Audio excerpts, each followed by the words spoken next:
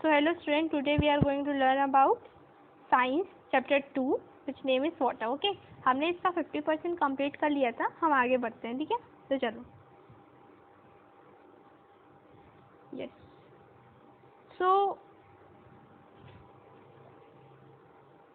या देखो टेबल में क्या दिया है.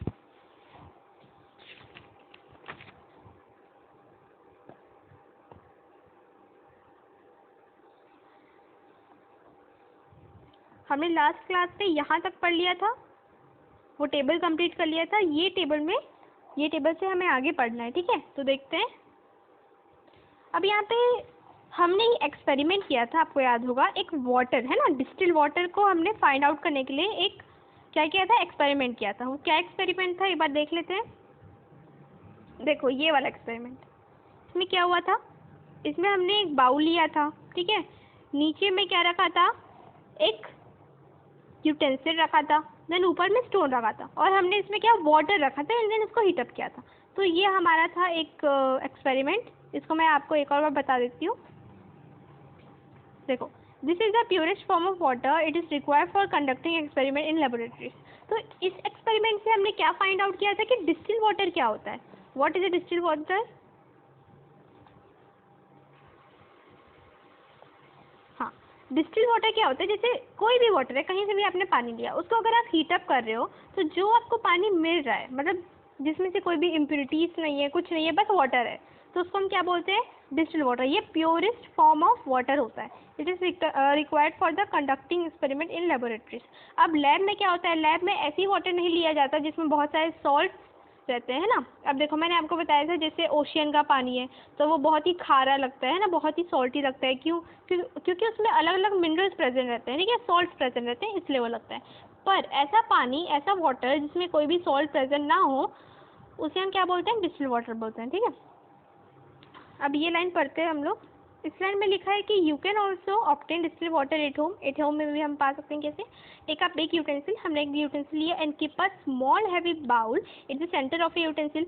अब देखो ये यूटेंसिल है बड़ा सा, ये येलो वाला यूटेंसिल है, इसके बीच में आपको थोड़ा हैवी पर छोटा क्या रखना है, एक बर्तन, मतलब एक छोटा सा बाउल रखना है. ठीक है, now fill the water in the utensil and make sure the bowl does not float on the water. अब इसके अंदर आपने पानी भरा, पर आपको ये ध्यान रखना है कि जो आपने थोड़ा भारी और छोटा सा यूटेंसिल लिया है, बाउल लिया है, वो फ्लोट नहीं करना चाहिए वाटर में. ठीक है, समझ आ रहा है.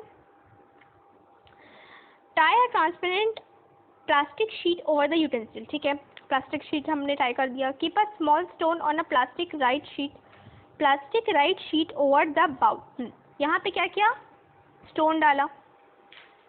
स्टोन कैसे डाल रहे हो, देखो स्टोन इससे डाल रहे हो कि जो प्लास्टिक शीट है ना, उसको नीचे से बांध दे एंड ऊपर से स्टोन में उसको कवर कर दिया. ठीक है, उसके बाद क्या लिखा गया है यहाँ पे, keep this apparatus in the sun. अब ये भी जो आपने बनाया है अभी तक, उसको आपको कहाँ रखना है, सन के नीचे, मतलब सनलाइट उसमें पड़नी चाहिए, ऐसी जगह रखना है. After some time water droplets accumulate in the bowl under the plastic sheet. This is distil water. अब क्या होगा, कुछ ही देर में जैसे गर्म होगा पानी, तो उसकी जो स्टीम निकल रही है. अब देखो पानी जैसे है जिसमें बहुत सारी इम्प्योरिटीज़ हैं, उसको गर्म करते हो तो उसमें से जो स्टीम निकलती है वो क्या होती है, प्योर वाटर की स्टीम होती है. स्टीम गैसियस फॉर्म में होती है, पर जब वो एक्यूमुलेट होती है एक जगह में तो वो लिक्विड फॉर्म में बदल जाती है, और उससे हम लोग को डिस्टिल वाटर मिल जाता है. घर पे कैसे डिस्टिल वाटर बनाओगे, ये एक्सपेरिमेंट करना, डिस्टिल वाटर मिल जाएगा. ठीक है, समझ आया.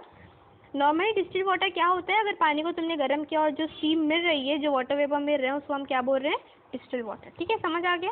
चलो आगे देखते हैं. अब देखो मैंने ये क्यों समझाया फिर से, क्योंकि ये जो टेबल है वो इसके ऊपर ही है ना.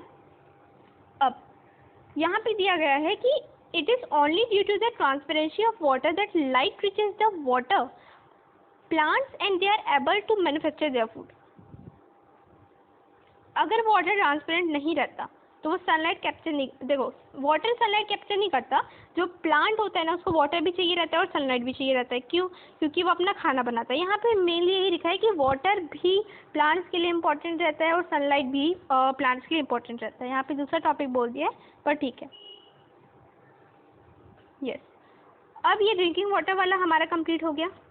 कहाँ से, ये देखो ये वाला, ये था हमारा टॉपिक 2.3 ड्रिंकिंग वाटर, ठीक है। ड्रिंकिंग वाटर वाला हमारा कंप्लीट हो गया। अब हमें सेकंड पढ़ना है 2.4 जो कि है physical property of water. Physical property मतलब कि वाटर का अपीयरेंस कैसा है, वो दूसरे मटेरियल के साथ मिक्सअप होके क्या कर रहा है ना। मिक्सअप होके मतलब केमिकल रिएक्शन नहीं, हम फिजिकल प्रॉपर्टी देख रहे हैं, ठीक है, कि उसका अपीयरेंस कैसा है, उसका कलर कैसा है, उसका ऑर्डर कैसा है, ट्रांसपेरेंट है या ओपेक क्यों है ना, ओपेक ऑब्जेक्ट है, ये सब। तो अब यहाँ पे भी एक एक्सपेरिमेंट किया गया है। इसके लिए आपको क्या मटेरियल रिक्वायर्ड है, एक टेस्ट ट्यूब चाहिए, एक वाटर चाहिए। टेस्ट ट्यूब क्या होता है, इस टाइप का एक कंटेनर होता है जिसमें हम लोग अलग अलग केमिकल्स डालते हैं एंड देन एक्सपेरिमेंट करते हैं, ठीक है।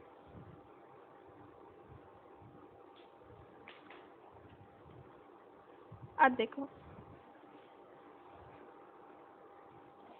अब टेस्ट ट्यूब में वाटर लेंगे और आपको बताना है कि वाटर का कलर क्या होता है। तो वाटर का कलर तो कुछ नहीं होता, तो यहाँ पे क्या लिखोगे ऑब्जर्वेशन में, कलरलेस। ऑर्डर क्या होता है वाटर का, ऑर्डर मतलब उसका स्मेल कैसा होता है, स्मेल ऑर्डरलेस होता है, उसकी स्मेल कुछ नहीं होती। टेस्ट कैसा होता है, टेस्टलेस होता है, टेस्ट भी कुछ नहीं होता उसका। ट्रांसपेरेंसी, क्या वो ट्रांसपेरेंट है या ओपेक है, ट्रांसपेरेंट है, तो यहाँ पे क्या लिखोगे, ट्रांसपेरेंसी में क्या लिखोगे, हाई।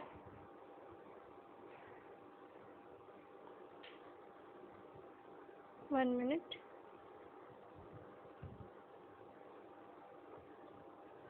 यस लिख दो, क्योंकि वाटर से क्लियर नहीं दिखता ना, उतना भी ट्रांसपेरेंट नहीं होता वो। स्टेट क्या है, एक रूम टेम्परेचर। रूम टेम्परेचर मतलब जैसे अभी आप हो, जैसे बैठे हो, तो उस टेम्परेचर में वाटर कैसा होता है ना। नॉर्मली वाटर किस स्टेट में पाया जाता है, हमारा लिक्विड स्टेट में पाया जाता है, ठीक है। आप उसको सॉलिड भी बना सकते हो, उसको गैस भी बना सकते हो, ठीक है, पर वो रूम टेम्परेचर नहीं होगा। रूम टेम्परेचर मतलब नॉर्मल टेम्परेचर, ओके। अब देखो यहाँ पे, अब यहाँ पे रीज़न दिया गया है कि ये सब हमने जो ऑब्जर्वेशन किए ये क्यों हो रहा है एक्चुअली में। So it is only due to the transparency of water, the light reaches the water. हाँ, ये तो पढ़ लिया हमने, ओके। अब देखो यहाँ पे 2 पॉइंट्स दिए गए हैं कि freezing point of water is 0 Celsius. अब फ्रीजिंग पॉइंट क्या होता है, मतलब अगर इस टेम्परेचर तक वाटर पहुँच गया तो वो सॉलिड बन जाएगा। सॉलिड मतलब इसका एग्जाम्पल क्या हो जाएगा, आइस क्यूब्स हो जाएंगे, which means that at this temperature water gets converted into ice. At the same temperature 0 celsius ice change into water, this is called the melting point of ice. अब देखो यहाँ पे जो 2 चीज़ दी है ना, वो क्या है एक्चुअली में, जैसे वाटर लिया कंटेनर में, ठीक है, ये वाटर है, इसे तुम हीटअप कर रहे हो, तो जब वाटर 100 डिग्री सेल्सियस के टेम्परेचर में पहुंचता है तब वो लिक्विड से कौन सी स्टेट में हो जाता है, गैसियस स्टेट में कन्वर्ट हो जाता है, ठीक है। और जब वाटर 0 डिग्री सेल्सियस में पहुंचता है तब वाटर जो लिक्विड स्टेट में है वो कन्वर्ट होके सॉलिड स्टेट में चेंज हो जाता है, ठीक है, हो जाता है। मतलब जैसे फॉर एग्जांपल आइस क्यूब है ना, एंड इसका एग्जांपल देखा जाए तो वाटर वेपर, समझ आया। तो जो वो सॉलिड में चेंज हो रहा है उसे हम क्या बोल रहे हैं, एक पॉइंट जिसमें वाटर सॉलिड पे चेंज हो रहा है उसे हम क्या बोल रहे हैं, फ्रीजिंग पॉइंट बोल रहे हैं। और एक पॉइंट जिसमें वाटर वेपर में चेंज हो रहा है उसे हम क्या बोलते हैं, बॉइलिंग पॉइंट, ठीक है। अब देखिए, ठीक है, ये तो हो गया बॉइलिंग और फ्रीजिंग, ठीक है। अब जैसे आइस क्यूब लिया तुमने, आइस क्यूब, अब तुम आइस क्यूब को गर्म करते जा रहे हो, ठीक है, गर्म करते जा रहे हो, तो एक ऐसा पॉइंट आएगा जहाँ पे ये सॉलिड लिक्विड में चेंज हो जाएगा। सॉलिड लिक्विड में चेंज हो जाएगा तो उसको, उस पॉइंट को हम क्या बोलेंगे, मेल्टिंग पॉइंट, ठीक है, मेल्टिंग पॉइंट।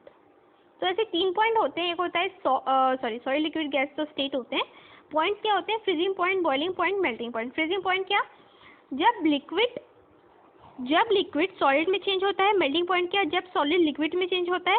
और बॉइलिंग पॉइंट क्या, जब वाटर वेपर मतलब गैसियस फॉर्म में चेंज हो जाता है। समझ आया।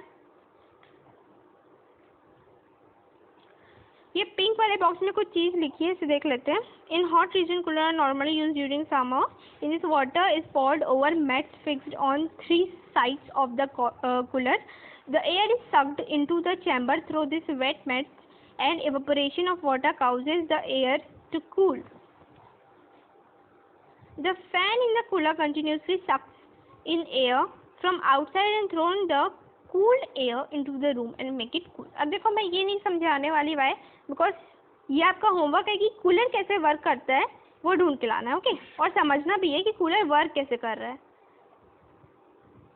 इसका एप्लीकेशन है इवेपोरेशन ऑफ वाटर। ठीक है, यहाँ पे मैं बस एक चीज़ बता दे रही हूँ, इवेपोरेशन हो रहा है, अब वो कैसे हो रहा है वो आपको ढूंढना है। ओके, चलो आगे देखते हैं। यहाँ एक्टिविटीज़ दी गई हैं, एक्टिविटीज़ थोड़ा पढ़ना ज़रूरी है क्योंकि ये आ जाती हैं कभी। यहाँ पे दिया है एक ऐसी प्रोसेस है जिसे हम बोलते हैं इलेक्ट्रोलाइसिस। ओके, देखो इलेक्ट्रोलाइसिस क्या होती है, मैं आपको थोड़ा शॉर्ट में समझा देती हूँ, हमें पूरी पढ़ने की जरूरत नहीं है। फॉर एग्जाम्पल आपने लिया एक बीकर। अब बीकर क्या होता है, एक कंटेनर होता है, लैब में आपको दिख जाएगा, जिसमें हम वाटर लेते हैं, बहुत सारे एक्सपेरिमेंट करते हैं उसमें। ठीक है, तो आपको बीकर लेना है एक, उसमें वाटर भर देना है। ये वाटर भरा, 1 मिनट, हाँ बीकर लीजिए, उसमें वाटर भरिए। मेरे साथ डायग्राम बनाते जाएंगे ना सब।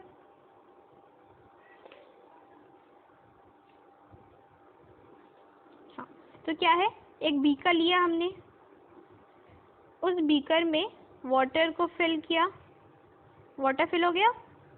अब देखो वाटर फिल होने के बाद आपको 2 रॉड्स लेने, 2 रॉड्स। ठीक है, किसकी रॉड लोगे, कार्बन की। ठीक है, कार्बन रॉड्स। अच्छा पहले हम मटेरियल रिक्वायर्ड देख लेते हैं। बीकर लेना है, डिस्टिल वाटर लेना है, थिक कार्डबोर्ड लेना है, कार्बन रॉड लेना है, बल्ब लेना है, वायर लेना है, सेल लेना है एंड सॉल्ट लेना है। ठीक है, हाँ तो आपने लिया 2 रॉड्स, 2 रॉड्स बना लेते हैं हम लोग, 2 rods. 1 minute, 1 minute, I think दूसरा पेज लेते हैं। दिस इज अवर बीकर, इसमें है पानी।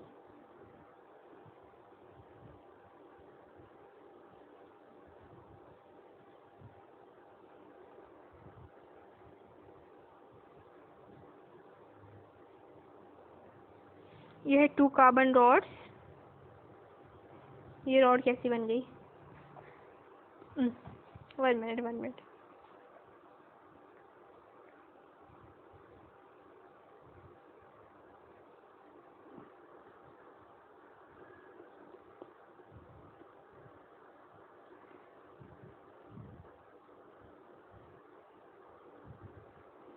ठीक है, ये 2 रॉड ले लो, तो ये बड़ी कर दो रॉड को। यस, और एक कार्डबोर्ड लेना था, कार्डबोर्ड लिया था, उसको यहाँ पे फिट कर दो। थोड़ा अच्छा बन नहीं रहा है, थिंक। यस, ठीक है चल जाएगा ना, हाँ तो चल जाएगा। ये अपन ऐसा करते हैं, अपन ना रेक्टेंगल ले लेते हैं, उससे कर लेंगे।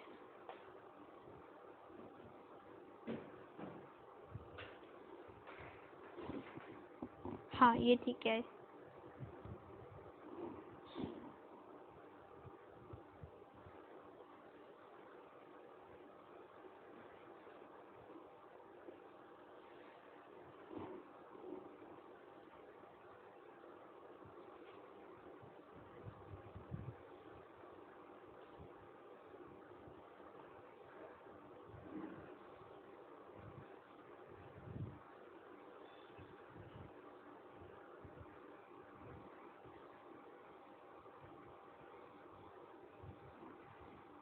ठीक है, ये हो गया।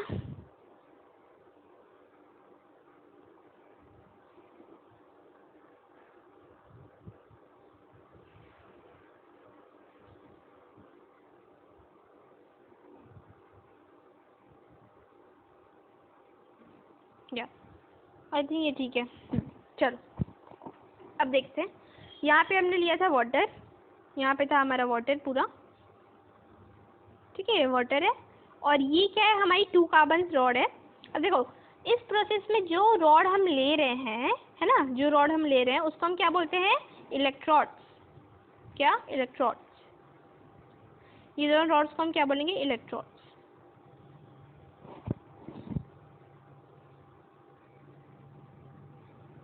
ठीक है, इलेक्ट्रोड लिया आपने, ये दोनों को लेबल करो, ये इलेक्ट्रोड है। ठीक है, समझ आया। अब आपको क्या लेना था, एक वायर लेना था, तो वायर को भी फिट कर देते हैं। वायर कहाँ से फिट होगा, यहाँ से। आई थिंक यहाँ पे स्पेस नहीं है, तो हम थोड़ा साइड में ले लेंगे वायर। ठीक है, यहाँ ले लेते हैं, हाँ यहाँ वायर। ठीक है, और ये हमारा आ गया यहाँ पे। ये क्या हो गया हमारा वायर, इसे भी लेबल करो वायर, ठीक है। अब देखो हमने क्या लिया था, एक सेल भी लिया था, सेल भी फिट करो, सेल बना लेते हैं हम यहाँ पे, ये सेल है हमारी, ठीक है। और क्या लिया था तुमने, और एक बल्ब भी लिया था, है ना। बल्ब से ही तो पता चलेगा ना जो हम एक्सपेरिमेंट करने वाले हैं, तो बल्ब भी लगा दो यहाँ पे। ये लिया तुमने बल्ब, ठीक है, ये हो गया बल्ब। समझ आया क्या क्या लिया है हमने यहाँ पे। चल अब देखते हैं हम इसमें एक्सपेरिमेंट क्या करने वाले हैं। हम इसमें पता लगाने वाले हैं क्या इलेक्ट्रिसिटी वाटर में फ्लो करती है। इसका मीनिंग ये है कि अगर हमने इलेक्ट्रिसिटी वाटर में फ्लो करना चाहा तो क्या वाटर में भी इलेक्ट्रिसिटी फ्लो कर रही है, कंडक्शन हो रहा है इलेक्ट्रिसिटी का, देखते हैं। अब देखो सबसे पहले ये करने के लिए क्या लिया तुमने, ये पूरा सेटअप कर लिया। अब ये वाटर है, इस वाटर में क्या मिक्स करोगे, NaCl, NaCl मतलब सॉल्ट मिक्स करोगे, ठीक है। ये फॉर्मूला होता है, सॉल्ट ही लिखो तुम, NaCl मत लिखो, सॉल्ट लिख लो। सॉल्ट मतलब नमक, ठीक है। नमक भी मिक्स कर दिया। अब देखो क्या होने वाला है यहाँ पे। अब अगर तुमने नमक मिक्स किया तो यहाँ पे हमारा लिखा है कि हाँ ये सेटअप हमने कर लिया। Distilled water is a bad conductor of electricity but when the salt is added it become a good conductor and the bulb light up. अब देखो क्या हुआ, हमने बैटरी से यहाँ कनेक्ट किया था, तो बैटरी में क्या होता है, करंट होता है ना, सर्किट है, करंट है, होता ही है उसमें। तो यहाँ से करंट फ्लो करते करते करते वायर में गया, ठीक है, वायर में गया, यहाँ गया, यहाँ देखो यहाँ से फ्लो कर रहा है ना, यहाँ से गया। अच्छा हाँ, एक चीज़ मैंने आपको नहीं बताई हूँ कि ये जो रॉड है वो निगेटिव चार्ज है और ये है पॉजिटिव। अब इसका मीनिंग क्या होता है धीरे धीरे पता चलेगा, यहाँ पे देखो। हाँ तो सेल से कनेक्ट था हमारा, तो क्या होता है, ये गया करंट यहाँ से गया, ठीक है, यहाँ से और यहाँ पे आया। अब देखो डिस्टिल्ड वाटर जो होता है वो बैड कंडक्टर ऑफ इलेक्ट्रिसिटी होता है, मतलब वो पानी जो है उसमें इलेक्ट्रिसिटी कंडक्ट नहीं करता, तो उसके लिए हमने सॉल्ट डाला, ठीक है। अगर तुम सॉल्ट डालते हो डिस्टिल्ड वाटर में तो वो गुड कंडक्टर बन जाता है, ठीक है, गुड कंडक्टर बन गया वो। और जो यहाँ से आ रहा था करंट वो डिस्टिल्ड वाटर से होते हुए इस रॉड में घुस गया, इस रॉड में, ठीक है, इस रॉड में घुस गया। और अगर इससे घुसा है तो यहाँ जाते जाते क्या हुआ, ये बल्ब तक पहुंचा और बल्ब ग्लो करने लगा। ग्लो मतलब जल गया बल्ब। समझ आया, देखो क्या हो रहा है यहाँ पे कि ये करंट यहाँ से निकल रहा है, यहाँ गया और इस रॉड में गया, ठीक है। अब हमने सॉल्ट डाला था डिस्टिल्ड वाटर में, तो वहाँ से इलेक्ट्रिसिटी पास हुई, मतलब कंडक्ट हुई और इस रॉड में चले गई एंड देन यहाँ से बल्ब में गई और बल्ब क्या हो गया, ग्लो हो गया। तो इसका मीनिंग है कि डिस्टिल्ड वाटर तो बैड कंडक्टर होता है, पर अगर तुम उसमें सॉल्ट डाल देते हो तो वो गुड कंडक्टर बन जाता है, ठीक है। अब sometimes in the rainy season if an open electrical wire touches a wet wall then we get an electrical shock on touching the wall. The reason for this is the conduction of electricity by the water with salt from the wall. अब देखो क्या है, sometime in the rainy season if an open electrical wire touches a wet wall. अब क्या होता है, wall मतलब rainy season में दीवारें भी गीली हो जाती है, तो जो हमारे खंभे होते हैं इलेक्ट्रिकल जो होते हैं खंभे, अगर उसके वायर्स पे टच कर गए, है ना, तो वो जो वाटर रेन से गिरता है वो प्योर नहीं रहता, उसमें बहुत सारे सॉल्ट रहते हैं, है ना, बहुत अलग अलग प्रकार के सॉल्ट रहते हैं।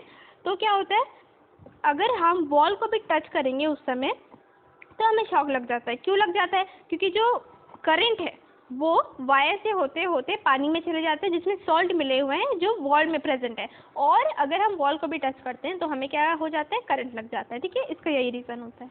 समझ आया, चल इसको नोट कर लेना, आगे बढ़ते हैं।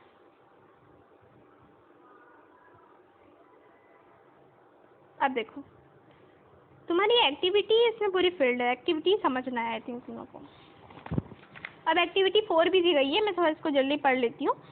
मटेरियल रिक्वायर्ड क्या है इसमें, हाँ, तो एक्टिविटी 4 में हम क्या देखने वाले हैं, एक्टिविटी 4 में देखेंगे कि वाटर अ यूनिक सॉल्वेंट। ये पॉइंट बहुत ही इम्पॉर्टेंट होता है, इसका मीनिंग मैं आपको समझा देती हूँ। पता है जब भी लैब में कोई भी एक्सपेरिमेंट करते हो तो वाटर को एक सॉल्वेंट लेते हैं। अब ये सॉल्वेंट क्या होता है,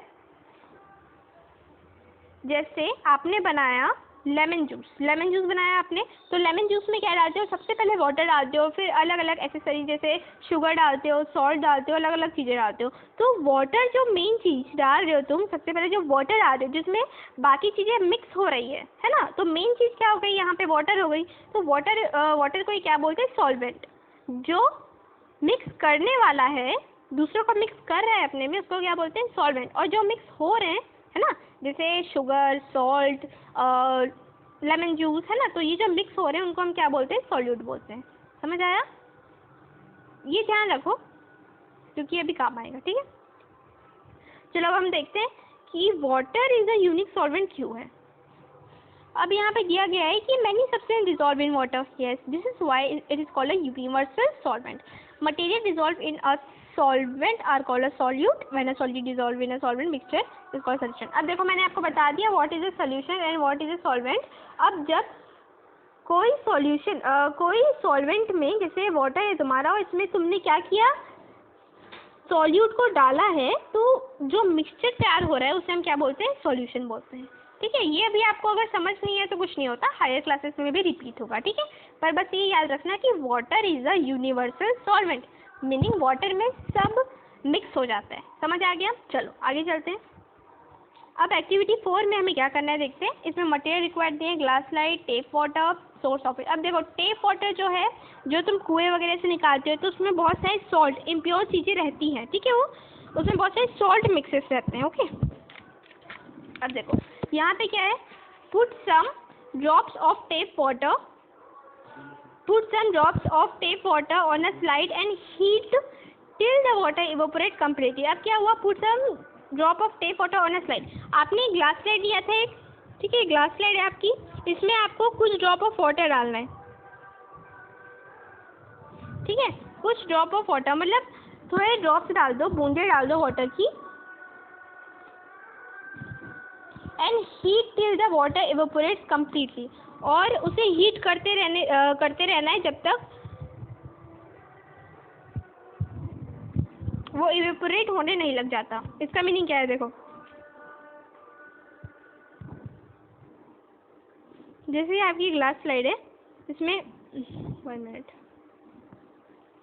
आपकी ग्लास स्लाइड है ये, ओके, इसमें कुछ ड्रॉप ऑफ वाटर डालना है आपको,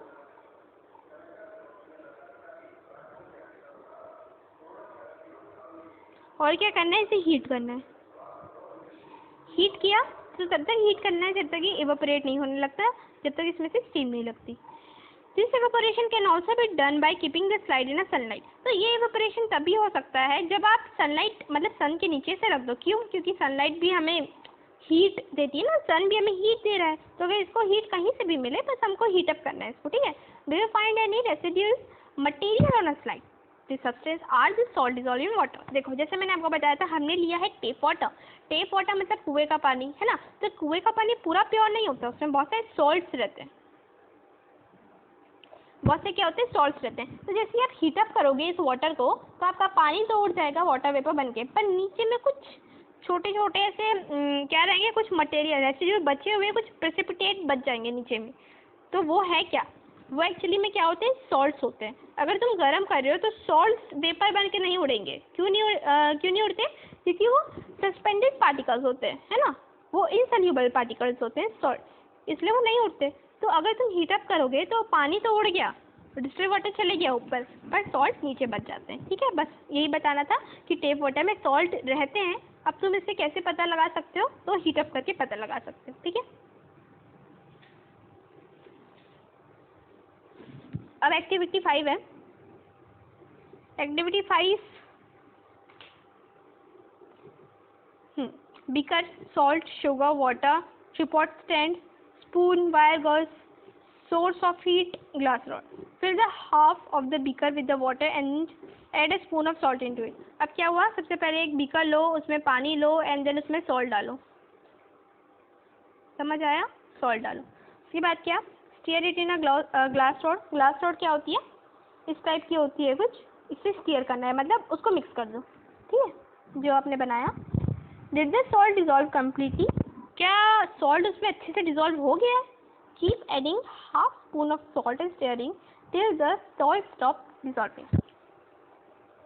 अब देखो क्या होता है, जैसे तुम कोई भी चीज़ अगर ज़्यादा मात्रा में डाल रहे हो, जैसे शुगर ही तुमने डाला उसको मिक्स किया अच्छे से मिक्स किया और वो पूरा डिज़ोल्व हो गया, पर तुम और डालते जा रहे हो और उसको डिज़ोल्व करने की कोशिश कर रहे हो और डालते जा रहे हो, तो एक ऐसा पॉइंट आएगा जहाँ पे शुगर डिज़ोल्व होना बंद कर देगा। ठीक है, the solution thus obtained is the saturated solution of the substance at that temperature. Now place the beaker on a tripod stand and heat it.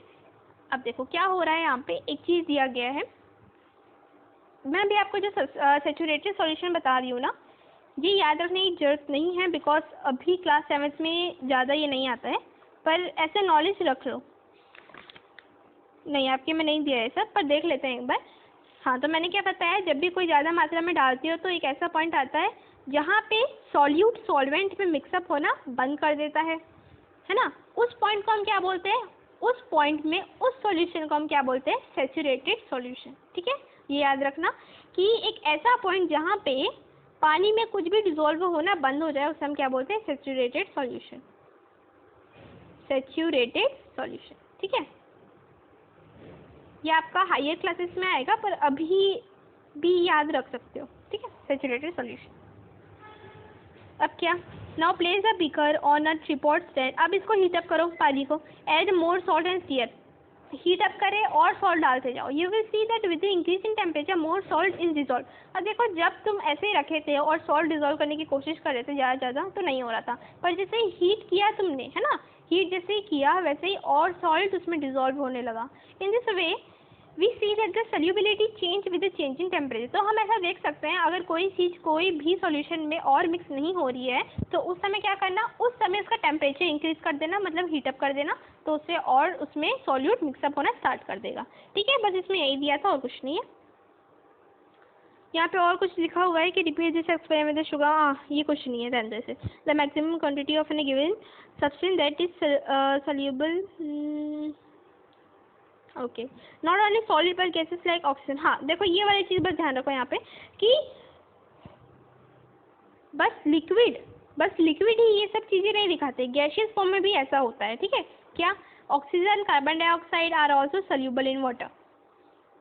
मतलब वाटर में गैसेस भी सल्यूबल होती हैं, जैसे फॉर एग्जांपल कार्बन डाइऑक्साइड होती हैं, oxygen होती है, कम्प्लीटली तो नहीं होती पर सॉल्यूबल होती है। सॉल्यूबल मतलब मिक्सअप होना, जैसे पानी में तुम्हारा शुगर मिक्स हो जाता है, डिजॉल्व हो जाता है, अगर तुम स्टेयर करो तो सॉल्ट हो जाता है, वैसे ये सारी गैसेस भी हो जाती है। ठीक है, तो ये एक्टिविटी 5 में ज़्यादा कुछ नहीं है, बस ये ध्यान रखना है कि सैचुरेटेड सॉल्यूशन क्या होता है, एंड देन जो मैंने बताया उसे नोट कर लेना। ओके, चलो अब देखो, सैलिनिटी ऑफ सी वाटर। अब सी वाटर मतलब ओशियन का पानी। ओशियन का पानी कभी भी तुम्हें अच्छा नहीं लगेगा। क्यों नहीं लगेगा, क्योंकि वो बहुत ही सॉल्टी होता है ना। सॉल्टी क्यों होता है, बिकॉज उसमें बहुत सारे सॉल्ट मिक्सअप होते हैं ना।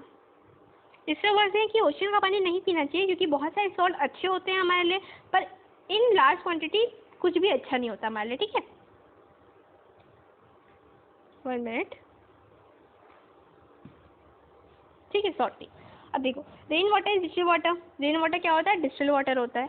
It does not contain mineral salts. अच्छा, however due to atmospheric pollution various gases dissolve in it. When this water flows over the soil and rock, many types of mineral salt dissolve in it.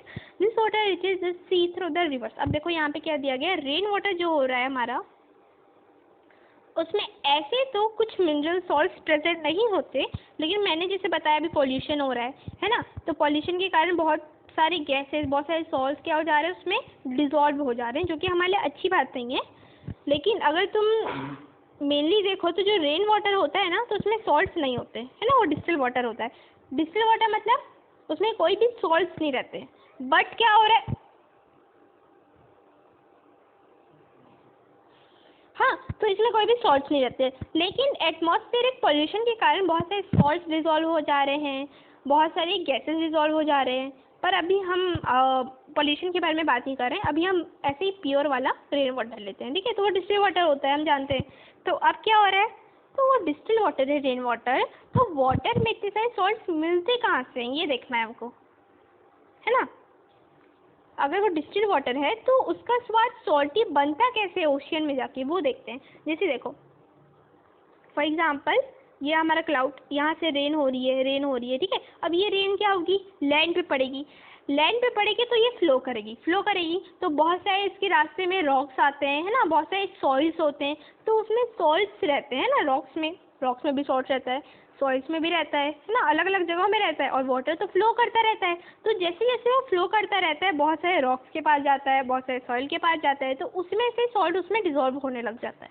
फिर क्या होता है, this water reaches the sea through the river. अब क्या, ऐसा नहीं कि सीधे वो सी में चले गया, वाटर धीरे धीरे एक छोटा सा पॉन्ड में जाता है, फिर सी में जाता है, फिर रिवर में जाता है, एंड देन फिर सी में जाता है, ठीक है। धीरे धीरे करके वो क्या बनाता है, अपनी स्ट्रीम बनाता है, स्ट्रीम मतलब एक धारा बनाता है अपना, और आगे आगे जाता है, ठीक है।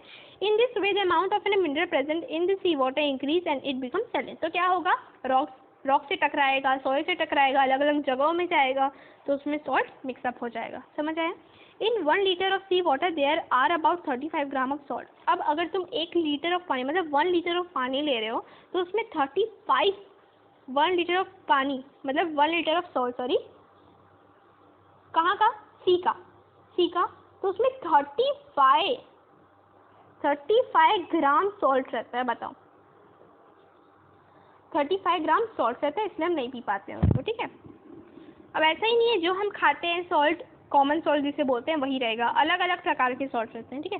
Common salt is the main salt present but small quantity of sodium bromide, magnesium chloride, potassium iodide और प्रेजेंट। तो इसका नाम याद रखने की कोई जरूरत नहीं है, अलग अलग टाइप के सॉल्ट प्रेजेंट रहते हैं, बस ये याद रखो। Presence of a small quantity of iodine in our body is important for it. Iodine हमारे लिए बहुत ज़रूरी है, क्यों। Salt obtain from the sea water has small quantity of potassium iodide. अब सॉल्ट जो सी वाटर में प्रेजेंट है उसमें पोटेशियम आयोडाइड भी रहता है, but this is separated at the time of purification. तो देखो क्या हो रहा है, जो सी वाटर है उसे भी हम प्यूरिफाई कर सकते हैं एक लिमिट तक, तो हम पोटेशियम आयोडाइड को हटा सकते हैं इसमें से, ठीक है। Required quantity of the compound are however added to pure salt to iodize it. This prevent goiter disease caused of, हाँ ठीक है। अब देखो जो सॉल्ट हमारे लिए इम्पोर्टेंट नहीं है, जैसे पोटेशियम आयोडाइड, पोटेशियम ब्रोमाइड, तो उसे हम हटा देते हैं, लेकिन जो NaCl है, जो थोड़ा सा आयोडीन है, वो हम पानी में रहने देते हैं, क्यों। अगर आयोडीन हमारी बॉडी को नहीं मिलेगा, मतलब डिफिशियंसी हो जाएगी, कमी हो जाएगी, तो हमें एक गॉइटर नामक बीमारी होती है, जिसमें गला जो होता है आपका, जो आपका नेक होता है वो स्वेल हो जाता है, तो वो हो जाती है ना। अगर आयोडीन की डिफिशियंसी हुई तो गॉइटर होता है, समझ आया। इसलिए आयोडीन जो नमक में पाया जाता है वो हमें खाते रहना चाहिए, ठीक है, पर ज़्यादा भी नहीं, लिमिट क्वांटिटी में खाना चाहिए, ठीक है। समझ आ गया। अब आंसर दिस बाद में करेंगे, अभी हमको बस समझना है, ठीक है। अब यहाँ पे क्या है 2.7 anomalous behaviour of water. Okay, देखते हैं ये क्या है। Anomalous behaviour of water. Normally the solid form of substance is heavier than its liquid form, but this is not correct for water. You would have seen that in summer ice cubes put in a glass of sherbet float on its surface. Thus, we can say that the density of ice is less than of water. अब देखो क्या होता है, density सबसे पहले ये चीज़ क्या हो जाएगी, डेंसिटी मतलब अगर हम देखें एक्चुअली में तो उसका मास जो अंदर में प्रेजेंट है ना, वो कितना है ना। अगर थोड़ा कॉम्प्लिकेट में बोले तो मास पर यूनिट वॉल्यूम, कि उसके वॉल्यूम में जितना भी उसका वॉल्यूम है, लिक्विड के लिए वॉल्यूम और सॉलिड के लिए सरफेस एरिया जितना भी है, तो उसमें जितना भी उसका मास हो रहा है उसे हम क्या बोलते हैं, डेंसिटी बोलते हैं, ठीक है। मैं थोड़ा इसमें क्या डेप्थ में बता रही हूँ आपको, पर आप ऊपर ऊपर भी समझना चाहो तो समझ सकते हो, ठीक है।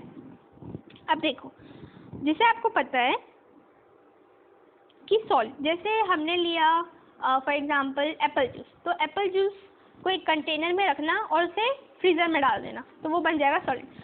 तो आपने एप्पल जूस का सॉलिड फॉर्म लेना है एंड एप्पल जूस का वाटर लिक्विड फॉर्म लेना है, तो क्या होगा एक्चुअली में, दोनों में से किसकी डेंसिटी ज़्यादा होती है, ऑब्वियसली सॉलिड की होती है, पर ये चीज़ वाटर के लिए करेक्ट नहीं होती, क्यों। जैसे आप शरबत में देखे होंगे तो बहुत सारे लोग क्या पानी में आइस डाल के पीते हैं ना, ठंडा पानी के लिए पानी में आइस, तो आइस क्या होती है, फ्लोट होने लगती है पानी में। क्यों होने लगती है, बिकॉज वाटर के केस में जो डेंसिटी है वाटर की जो डेंसिटी है वो ज़्यादा होती है लिक्विड फॉर्म में इन कंपैरिजन ऑफ सॉलिड। समझ आ रहा है क्या है? देखो जैसे ये आपका आइस क्यूब है ना, आइस क्यूब है यहाँ पे, और ये है आपका वाटर। वाटर दोनों ही है पर वो अलग अलग स्टेट में प्रेजेंट है। तो ये लिक्विड फॉर्म है, ये सॉलिड फॉर्म है। तो इसमें डेंसिटी तो सॉलिड की ज़्यादा होनी चाहिए, पर लिक्विड की क्यों है?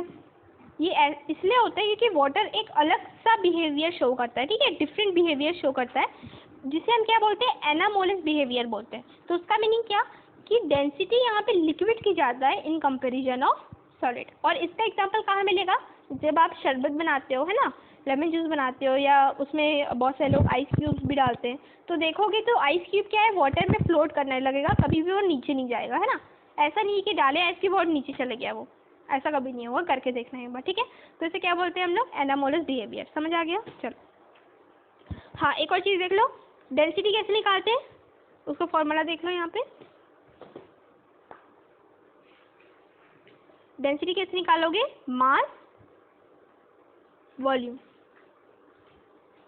मतलब जैसे तुम्हें वाटर की डेंसिटी निकालना है तो उसका मास मतलब उसका भार, मास मतलब उसका एक्चुअल जो उसका पूरा है, क्या बोलेंगे हम, वेट, है ना, वेट नहीं बोल सकते, पर उसका एक्चुअल वेट जो है वो मास कहलाता है। ओके। एंड वॉल्यूम क्या? वॉल्यूम मतलब कितना परसेंट है वो। समझ आ गया? चलो, ये डेंसिटी का फॉर्मूला है, इसे लिख लेना कॉपी में। अब आगे देखते हैं। यहाँ पे एग्जांपल दिया गया है कि कैसे एनामोलस बिहेवियर वो दिखाता है। Density of water is the maximum at 4 centigrade. Okay.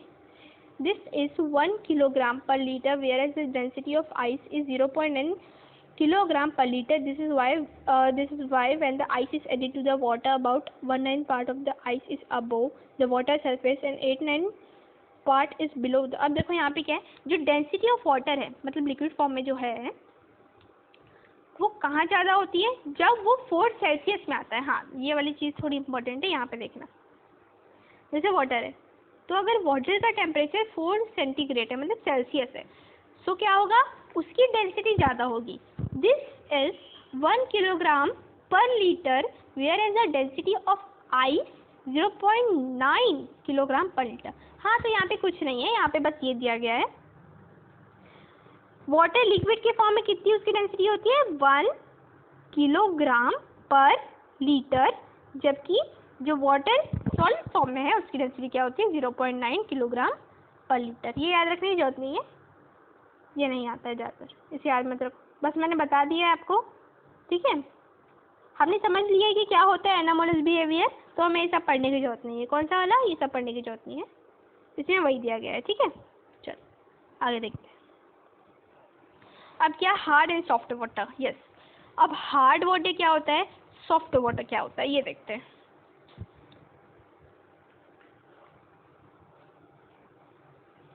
देखो, soap is used for washing and bathing usually. जो साबुन है वो किस लिए यूज करते हो? पता है सबको। When soap give a lot of lather with water, then that water is called a soft water. Okay. अब देखो क्या है, वाटर भी 2 टाइप्स के होते हैं हमारे। हाँ, वाटर भी क्या होते हैं? 2 टाइप्स के होते हैं। एक तो होता है हार्ड वाटर और एक क्या होता है? Soft water. अब इसका मीनिंग हम देखते हैं क्या होता है। जैसे फॉर एग्जांपल आपने लिया 2 बीकर या 2 कंटेनर लिया, उसमें पानी ले लो उसमें क्या ले लो? पानी। अलग अलग टाइप का पानी लेना है आपको, ठीक है। इसमें कौन सा पानी लोगे? जो आपके घर में आता है इसमें वही पानी ले लो, और इसमें कौन सा? टेप वाटर लोगे, ठीक है। अब देखो यहाँ पे वाटर है, अब इसमें सोप डालो, कोई भी सोप, और उसे मिक्स कर दो, ठीक है। मिक्स किया तो जो वाटर लेदर बना रहा है, लेदर मतलब झाग बना रहा है ना, इन दोनों में से जो भी वाटर, ये वाला वाटर कौन सा था? नॉर्मल, और ये वाला टेप वाटर। तो इन दोनों में से जो भी झाग बना रहा है, लेदर बना रहा है, वो कौन सा है वाटर? Soft water. और जो नहीं बना रहा है वो क्या है? Hard water. तो इसका एप्लीकेशन नहीं है कि हार्ड वाटर नहीं बनाता लेदर और सॉफ्ट वाटर बनाता है। क्यों नहीं बनाता? क्या रीज़न है देख लेते हैं, अगर आपके में दिया है तो समझाएंगे।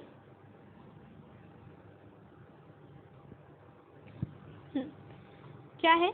Water from some sources that does not give good leather is called a hard water. Calcium and magnesium salt dissolved in hard water and react with soap to form insoluble substance, and hence soap cannot form adequate leather. हाँ देखो दिया गया, क्यों है hard water क्यों नहीं बना रहा है लेदर? बिकॉज इसमें बहुत सारे सॉल्ट्स। हार्ड वाटर कौन सा है? हमारा टेप वाटर है। तो मैंने बताया था टेप वाटर में बहुत सारे सॉल्ट्स रहते हैं। कौन से सॉल्ट्स रहते हैं? नॉर्मली कैल्शियम, मैग्नीशियम, ये सॉल्ट्स प्रेजेंट रहते हैं, जो कि क्या करते हैं, जब तुम सोप उसमें मिलाओगे तो उन लोग एक प्रिसिपिटेट बना देते हैं। प्रिसिपिटेट मतलब ऐसा मटेरियल बनाते हैं जो कि वाटर में इनसॉल्यूबल होते हैं, सॉल्यूबल नहीं होता। तो उससे क्या होता है? लेदर नहीं बनता, है ना। पर अगर सॉफ्ट वाटर की बात करें तो उसमें कोई सॉल्ट है ही नहीं, तो सोप बनाओ, सोप मिक्स करो एंड लेदर बनाओ। ठीक है, समझ आ गया? अब hardness of water is of two types. अब हार्ड वाटर भी टू टाइप्स का होता है, एक टेम्पररी हार्डनेस, एक परमानेंट हार्डनेस। इसका भी देख लेते हैं। Temporary hardness is due to the presence of bicarbonates of magnesium and calcium. This can be removed by boiling the water. Permanent hardness is due to the chloride and sulfates of calcium and magnesium salt dissolved in the water. This hardness cannot be removed by the boiling. ठीक है, तो अब ये क्या चीज़ है? Bicarbonate and sulphate.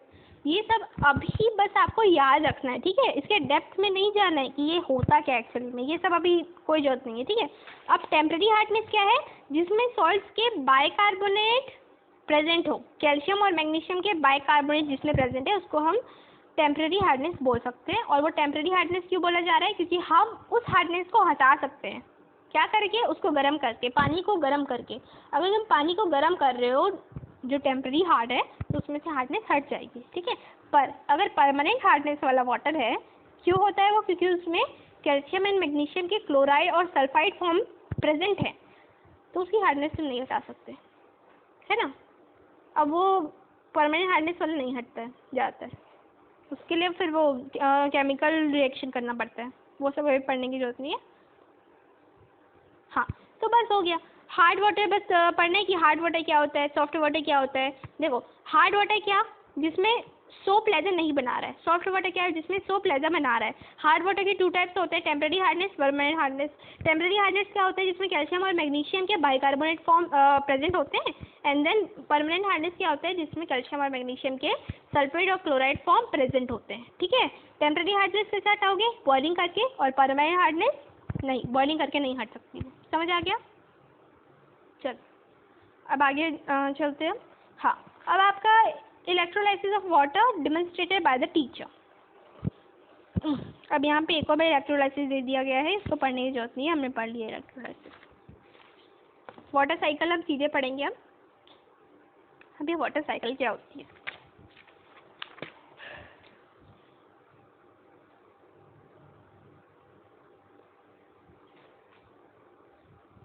अब देखो, water cycle, what is a water cycle, ये हम समझते हैं। एक स्लाइड लेके 1 मिनट। ये वाला डायग्राम सबने बना लिया है ना? ये मैं लास्ट में दिखा दूंगी ये वाला। हाँ, ये वाला बना लिए, तो मैं इसको इरेज कर रही हूँ। ओके, चलो। अब what is a water cycle? Water cycle क्या हो? अब देखो, वाटर साइकिल इजीली अगर हम बोलें तो water cycle purification of water होता है एक्चुअली में, कि हम लोग को वाटर मिल कैसे रहा है ना, कि ट्रांसपोर्टेशन ऑफ वाटर कैसे हो रहा है, प्यूरिफिकेशन कैसे हो रहा है उसमें, है ना। तो ये सब है वाटर साइकिल। देखो, मैं आपको बता रही हूँ। Water from ocean, ponds, lakes and other sources is continuously evaporating. Plants and animals also produce some water vapor through various life processes. This water vapor keep accumulating in the atmosphere. ठीक है, अब देखो क्या हो रहा है यहाँ पे। फॉर एग्जाम्पल, सबको पता है कि वाटर वेपर कहाँ से आ रहा है? जैसे रिवर है, पॉन्ड्स है, सी है, तो इसमें बहुत सारे पानी रहते हैं, ठीक है। तो ये पानी में जब सनलाइट पड़ती है, जैसे यहाँ पे मैं बना देती हूँ, हाँ, ये हमारा क्या है? पूरा सी है, और ये क्या है? हमारा सन बना लेते हैं, ये सन। तो सन की रेज जैसे ही पड़ रही है सी में, तो सी क्या हो रहा है? हीट हो रहा है, गर्म हो रहा है। और अगर तुम पानी को गर्म करते हो तो उसमें से क्या निकलती है? भाप। भाप को क्या? वाटर वेपर निकल रहा है, ठीक है। तो वाटर वेपर बना लो। वाटर वेपर ब्लू से बनाते हैं वाटर वेपर, ठीक है। ये वाटर वेपर है, ये निकल रहा है वाटर वेपर। वाटर वेपर मतलब स्टीम निकलती जा रही। और क्या, बहुत सारे एनिमल्स जो हैं वो भी वाटर वेपर निकालते हैं। कैसे? उनकी बॉडी में जो भी प्रोसेस होती है ना, तो ऐसे बहुत सारे एनिमल्स हैं जिनमें से स्टीम्स भी निकलती है। बहुत सारे एनिमल्स हैं ऐसे जिनमें स्टीम्स भी निकलती है लास्ट में, ठीक है। तो वहाँ से भी हमें वाटर वेपर मिल रही है है ना, सी से मिल रही है हमें, एनिमल से मिल रही है, पॉन्ड से मिल रही है। तो ये जो वाटर वेपर है, जो भी स्टीम है, वो जाती है ऊपर, कहाँ पे, हमारे ऊपर एटमॉस्फेयर में जाती है, ऊपर ऊपर, और वो एक्यूमुलेट मतलब कलेक्ट होके क्या क्या बना देती है, एक बड़ा सा क्लाउड बना देती है। एक क्या, दो तीन बना देती है, ठीक है, क्लाउड बना देती है। तो मैं इसे थोड़ा इरेज कर देती हूँ। वाटर वेपर अब क्लाउड बन चुका है, तो वाटर वेपर हटा देते हैं हम, ठीक है। तो ये हमारे क्लाउड्स बन गए। अब क्या हुआ, क्लाउड कैसे बने, हमारे वाटर वेपर से बने, ठीक है। हम ये सब हटा देते हैं, एक अच्छा सा डायग्राम बनाएंगे। क्लाउड बन चुके हैं हमारे, ठीक है, क्लाउड बन गए। अब ये क्लाउड क्या होंगे, धीरे धीरे आगे आगे जाएंगे, है ना, धीरे धीरे क्या करेंगे, आगे आगे जाएंगे। और एक ऐसा सिचुएशन आएगा जहाँ पे ये क्लाउड्स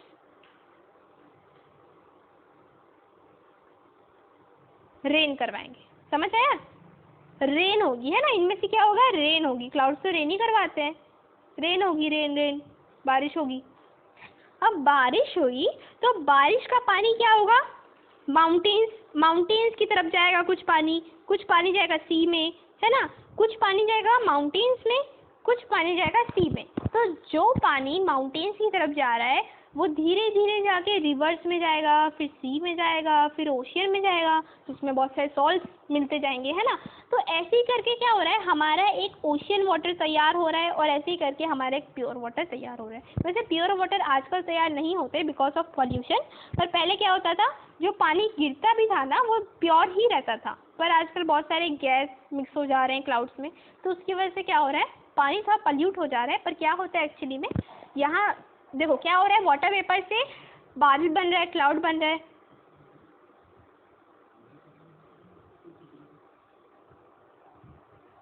क्लाउड बन रहा है, और फिर क्लाउड क्या कर रहा है, बारिश करवा रहा है और पानी फिर बना रहा है, ठीक है। बस ये वाटर साइकिल यही होती है कि वाटर का बनना, वाटर का गिरना, फिर वाटर का फिर से एक्यूमुलेट होना। समझ आ गया,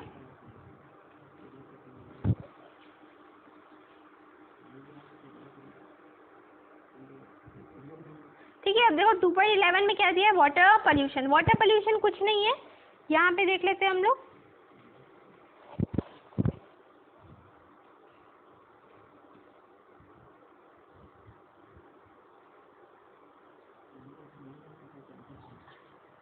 ठीक है, वाटर पोल्यूशन क्या है, वाटर पोल्यूशन मतलब अगर वाटर में कोई भी इम्प्योरिटीज मिल जाए तो उसे हम क्या बोलते हैं, वाटर पोल्यूशन। बस इजीली यही है और कुछ नहीं है, ठीक है। अब देखो काउजेस ऑफ वाटर पोल्यूशन, इसके डेप्थ में जाने की जरूरत नहीं है। एग्रीकल्चर से फैल रहा है पानी में इम्प्योरिटीज, इंडस्ट्री से फैल रहा है, ये तो मैंने आपको बता ही दिया, ठीक है।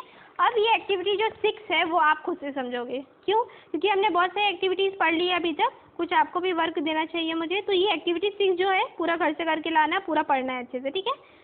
सारी एक्टिविटीज़ अच्छे से कंप्लीट करना, क्योंकि एग्जाम में एक्टिविटीज़ के अंदर से भी ऑब्जेक्टिव पूछे जा सकते हैं, ठीक है। आपको ये एक्टिविटीज़ कंप्लीट करना है। एंड देन यहाँ पे कुछ टॉपिक है, ग्राउंड वाटर भी पढ़ के आना, और डिप्लेशन ऑफ वाटर लेवल, यहाँ पे दिया depletion of water level, PDF मिल जाएंगे सारे, पढ़ लेना, ठीक है, डिप्लेशन ऑफ वाटर लेवल। और कुछ है यहाँ पे, वाटर मैनेजमेंट क्या होता है, रेन वाटर हार्वेस्टिंग क्या होता है, ठीक है। ये टॉपिक हम बाद में समझेंगे, पर घर से भी आपको रीड आउट करके आना है, ठीक है। तो आज के लिए इतना, थैंक यू।